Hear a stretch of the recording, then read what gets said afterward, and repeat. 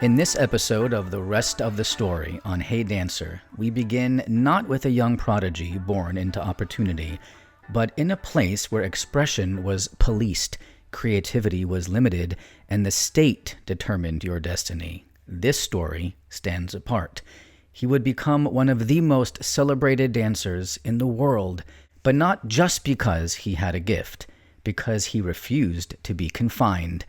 But before I get into it, I'm your host, Miller Daurey, and make sure you're following or subscribed wherever you're watching or listening so you don't miss future episodes, especially if you love stories, true stories about dance legends who changed dance and even changed history, like today's guy. All right, let's get into it. He was born into a world of rules. His father, a strict military man and devoted communist, enforced discipline above all. His mother, a gentler soul, introduced him to theater, opera, and ballet. She nurtured his imagination. They lived in a communal apartment with 5 other families sharing one kitchen. He began ballet at 11. A year later, his mother died by suicide. Him sticking with ballet wasn't a coincidence. Movement became a way to process, to escape, to survive. His raw talent was undeniable. He was accepted into the Vaganova Academy, Russia's most prestigious ballet school. There, he stunned both teachers and students. His jumps seemed to defy gravity. His turns were precise, strong, clean, and fast. But more than anything, it was his emotional range, the way he danced as if telling a story with his body, that set him apart, especially at such a young age. At just 19, he joined the Kirov Ballet in Leningrad as a principal dancer. In ballets like Giselle, he brought tenderness and depth. In Vestris, he displayed explosive virtuosity. His performance in the 1969 Moscow International Ballet Competition earned him the gold medal and international attention. The New York Times' Clive Barnes called him the most perfect dancer I have ever seen. He was hailed as a prodigy, but not even prodigies could escape Soviet limitations. He was 5'6", short for a male ballet dancer. That meant, in the eyes of Soviet tradition, he would always be supporting cast, not the star. He was expected to stick to 19th century classics, to avoid Western influence, to conform. But he had seen the West. Through touring companies and smuggled films, he'd glimpsed choreographers like Balanchine and Cunningham, and he wanted more. In 1974, at age 26, while on tour with the Bolshoi Ballet in Toronto, after a ballet performance, he made the most daring move of his life. Under the watchful eyes of officials from his homeland, he defected, seeking political asylum in Canada. See, with the help of local contacts, he escaped from the control of his country's delegation and broke free, leaving behind his home, his past, and his identity as a celebrated artist was terrifying, but he knew it was the only way to pursue his full potential. The decision was dangerous. Failure could have meant imprisonment or worse, but it opened a new chapter in his life, one full of artistic freedom. The world was watching. The Cold War was tense, and one of the USSR's greatest cultural exports had just defected. He later said, "I am individualist, and there it is a crime." From that moment, his career soared. He joined American Ballet Theater, where he partnered with Gelsey Kirkland and quickly became a sensation. Audiences turned out in droves to see him. He brought power and grace to the classics, Swan Lake, Don Quixote, La Bayadere. Then, in a move that stunned the dance world, he left freelancing to join New York City Ballet under George Balanchine.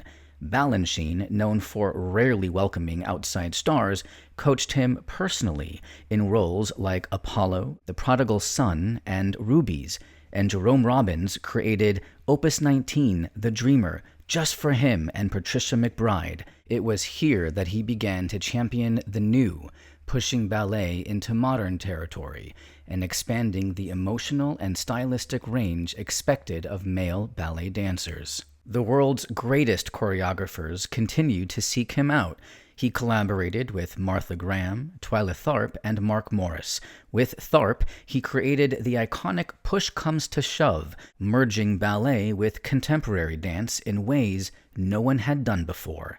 In 1977, he made his film debut in The Turning Point, earning an Oscar nomination for Best Supporting Actor, a rare feat for anyone with no prior acting fame, much less someone really only known for ballet. He returned to American Ballet Theatre as artistic director in 1980, leading the company for nearly a decade and shaping the careers of countless young dancers. He went on to win 3 Emmys for his televised dance specials, bringing ballet into homes across America, making it not just elite, but accessible. He starred opposite Gregory Hines in White Nights. There's this one unforgettable scene, well, there are many, but where Hines challenges him to perform 11 consecutive pirouettes to win 11 rubles, I think, and he does it effortlessly. It's amazing. And later appeared on Sex and the City, where a new generation discovered him not as a dancer,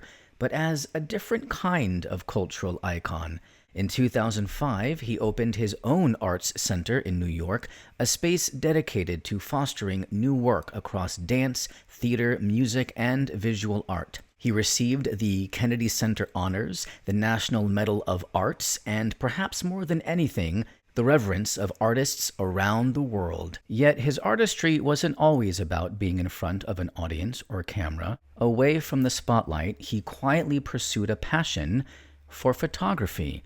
Just as he once captured the world's attention through movement, he quietly captured its hidden moments through a camera lens, showing that even in stillness, he could tell a story. So who is this man who defied gravity and defied a nation? His friends call him Misha, but the world would come to call him Mikhail Baryshnikov. And now you know the rest of the story. All right, dance fam, we made it to the outro. Thank you for sticking around. If you enjoyed the episode, if you are a Baryshnikov fan, and you gotta be, please make sure you like this video, share it, comment down below, follow, subscribe, all the things. It goes a long way. Now let's talk about a few more things. Well, one, I do want to say that if this story sounds at all familiar, I did do a prior episode on Baryshnikov, and here's the background. The first 5 or 6, the rest of the story episodes I did was just me as a talking head on YouTube or Spotify. I didn't throw in the visuals of the dancer, which to be honest broke my heart. I wanted to, but that said, I didn't have the bandwidth to do all the things. But now I do. I'm making it happen because I know how much more impactful it is for the dancer's story to actually show their life, you know, in still frames or visuals. You know, you gotta see them dancing. It's so much more impactful. So I feel like my earlier episodes were given a disservice because, you know, they deserve it too. I mean, Baryshnikov is one of the greatest legends of all time in dance. You should see him dancing. So I did take down those older episodes and I'm redoing them here and there because I want their stories to live online in the best capacity possible. I'm also rewriting those older scripts because I know what works now that they've actually been living online a little bit versus what doesn't work. I think that Baryshnikov is such a special case of legend. He's one of those names I feel like you just know your whole life. Do you agree with me on this? Even if you're not a dancer, I'll give you an example. My partner knows nothing about dance. It's kind of funny. He knows no names whenever I tell him, you know, my newest subject for the rest of the story. He has no idea who I'm talking about. Would you believe me if I told you he had never even heard of Fred Astaire, who I had mentioned a couple of times? That is how much he doesn't know about this world. Anyway, Baryshnikov, he knew. He knew that name. I feel like it's analogous to Babe Ruth. You may know nothing about baseball at all ever, but you know Babe Ruth. And I think Baryshnikov just kind of has that lore, that name, that legend, right? Anyway, thanks again for being here. Until next time.